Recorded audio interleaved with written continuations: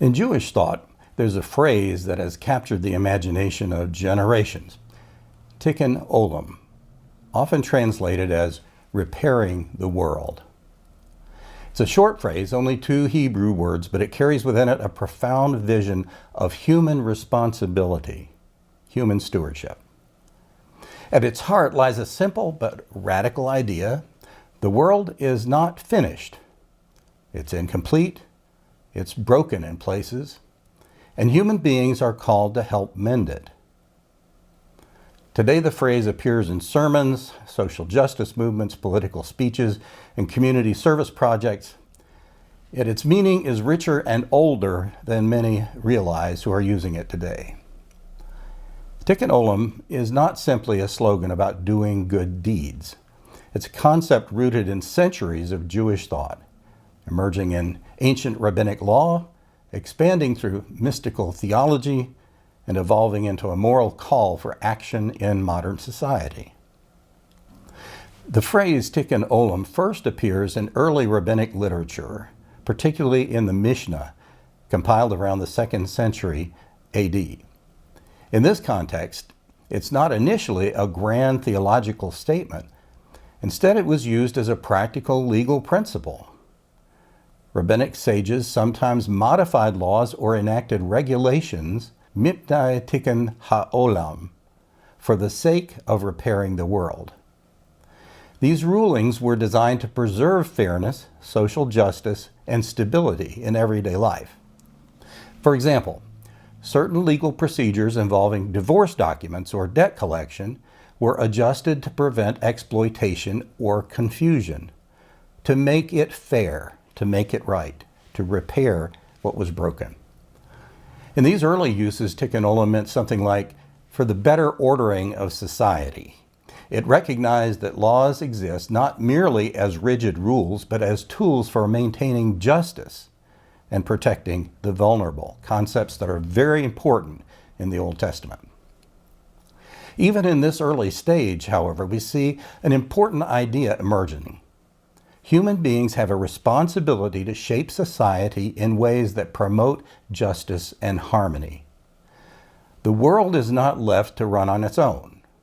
People must actively repair what is flawed, especially what human beings have broken. And that's a lot of the world. Another early appearance of this concept occurs in the Aleinu prayer, which became a part of daily Jewish liturgy.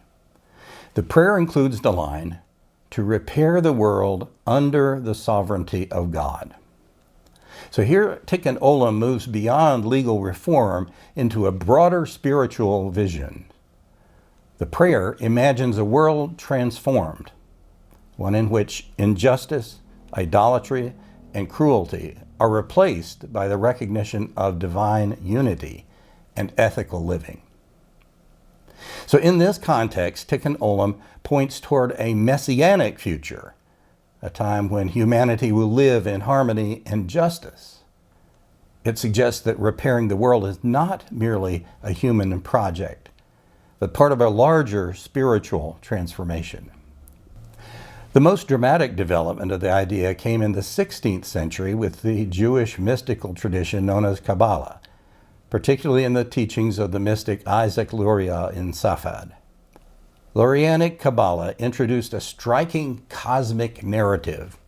According to this teaching, when God created the universe, divine light was poured into vessels meant to contain it. But the vessels shattered, scattering sparks of divine light throughout all creation. The result was a broken world filled with fragments of holiness, hidden within ordinary reality. Think about that for a minute. Human beings in this mystical framework are called to gather these sparks through righteous action. Every good deed, every act of justice, compassion, prayer, or kindness helps restore harmony to creation. And this process is called tikkun, or repair. So in Lurianic thought, therefore, Tikkun Olam becomes more than a social improvement. It becomes cosmic healing. Each moral action participates in restoring the universe itself. The implication is profound. Ordinary human choices matter on a cosmic scale. Feeding the hungry, speaking truth, practicing compassion. These are not small acts, but cosmic acts that affect the whole. They're ways of mending the fractures of creation. It won't be a surprise to Moravians that Count Zinzendorf, the controversial leader of the Moravian Church in the 18th century, was fascinated with this idea, and you can actually find this woven into many of his sermons, though not with the Jewish term. Even outside mystical traditions, Jewish law and ethics emphasize the responsibility to improve the world. Several core teachings reflect this principle. One is found in the book of Genesis, where humanity is instructed to till and keep the earth. This has usually been interpreted as a clear mandate for stewardship, caring for the world rather than just exploiting it. Another well-known teaching appears in the Pirkei Avot, a collection of ethical sayings from the rabbis. It states, "Do not be overwhelmed with the suffering of the world. Do what you can. You are not obligated to complete the work, but neither are you free to abandon it." This line really captures the spirit of Tikkun Olam. The task of repairing the world is enormous, larger than any individual or even generation. And it's easy for us to look at the huge problems in our world and just be paralyzed. Yet that does not excuse inaction. Every person contributes a small but meaningful piece of the repair. Jewish ethics, and Christians ought to borrow more of this, emphasize active responsibility. Faith is not only about belief, but it's about action. In modern times, the phrase Tikkun Olam has been taken on a particularly strong association with social justice and community responsibility. Beginning in the 19th and 20th centuries, Jewish thinkers and activists began using the concept to describe efforts to improve society, combating poverty, fighting discrimination, supporting education, promoting human dignity.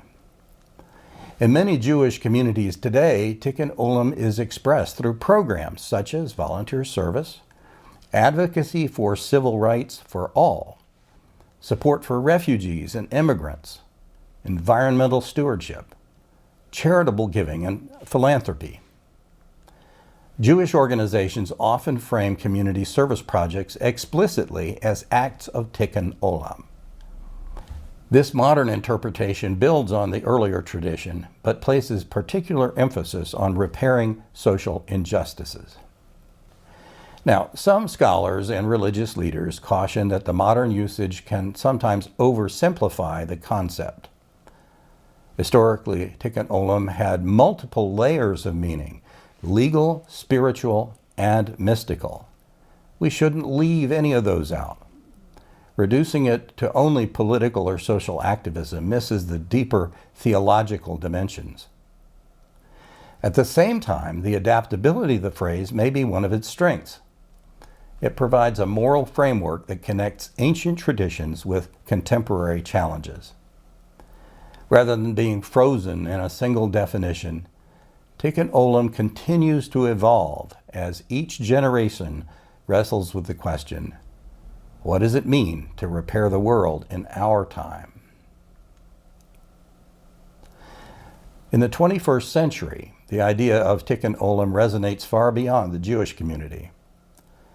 The concept offers a compelling moral vision for addressing some of the most pressing problems of our era.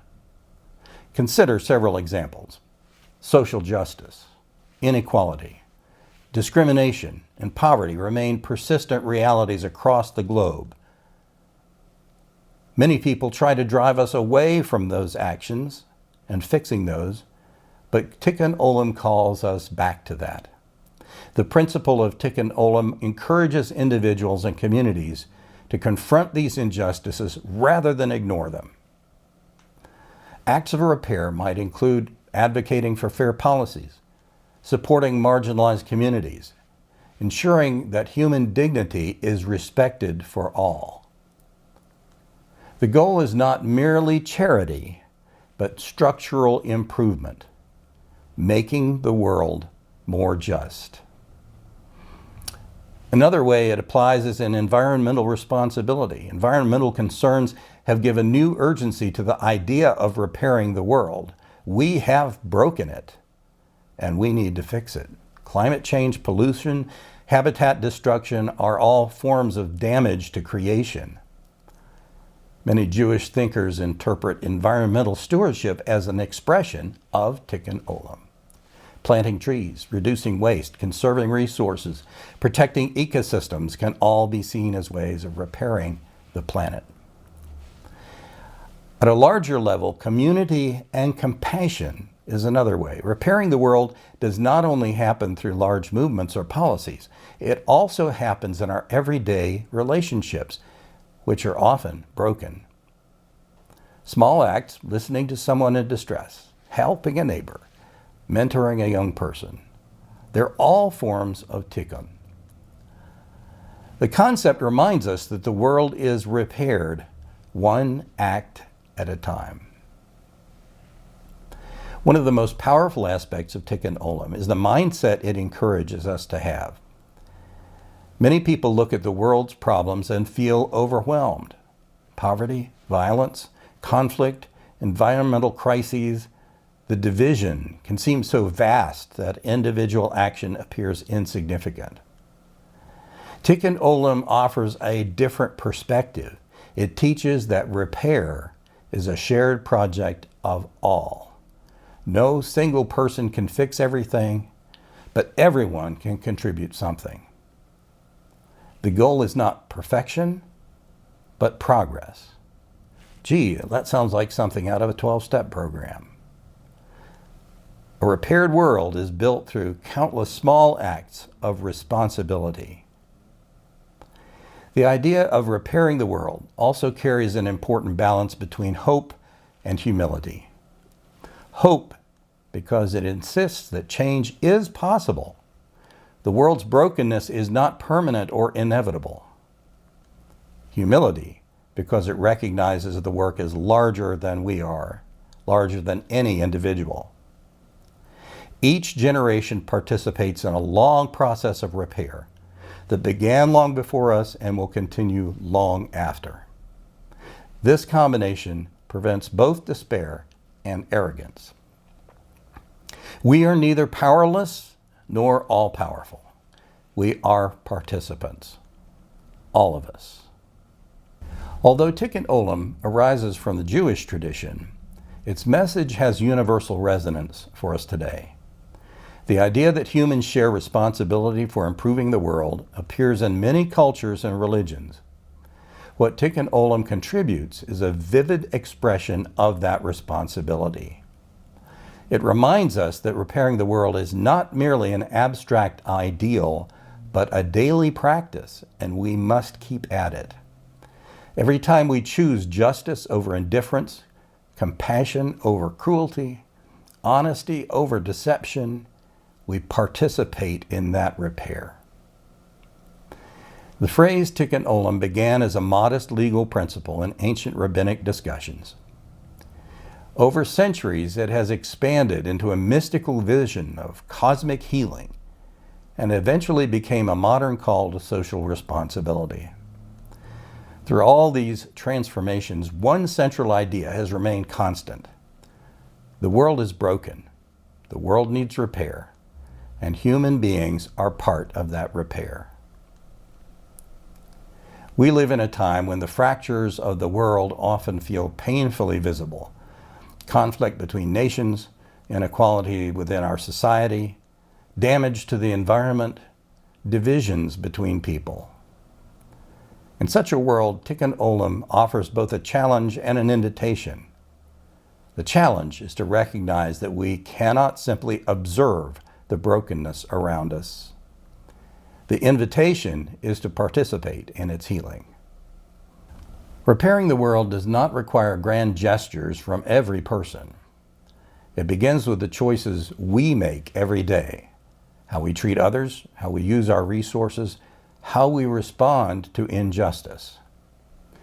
Piece by piece, act by act, the work continues. And though no one of us will finish the task, we're all called to begin.